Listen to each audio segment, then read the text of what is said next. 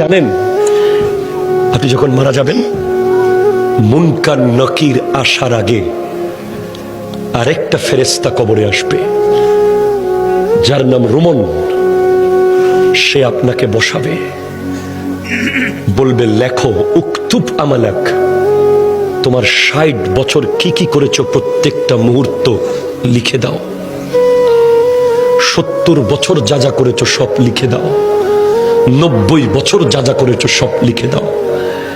আপনি জীবনে একটা বাজারের লিস্ট লেখেন নাই, আপনি জীবনে একটা দোকানের হিসাব লেখেন নাই, আপনি ট্যালেন্ট ছাত্র ছিলেন, শুধু লিখতে বিরক্ত লাগে বলে আপনি ফার্স্ট ক্লাস পান নাই কলেজে, ইউনিভার্সিটিতে। আপনাকে ৬০ বছরের লেখা লিখতে হবে। প্রশ্ন করবেন, এই ফেরেশতা কালি কোথায় পাবো এত? বলবে মুখের থুতুকে কালি বানাও। কলম কোথায় পাবো? হাতের আঙ্গুলকে কলম বানাও। কাগজ কোথায় পাবো? গায়ের কাফনকে কাগজ বানাও।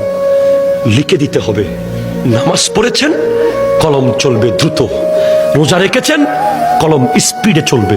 দান করেছেন, কলম স্পিডে চলবে। মা বাবার খিদমত করেছেন, কলম দ্রুত চলবে। সুদ খেয়েছেন, কলম চলবে না। ঘুষ খেয়েছেন, কলম চলবে না। জুলুম করেছেন, কলম চলবে না। মিথ্যা বলেছেন, কলম চলবে না। নাটক দেখেছেন, কলম চলবে না। বাটপারি করেছেন, কলম চলবে না। নামাজ পড়েন নাই, কলম চলবে না।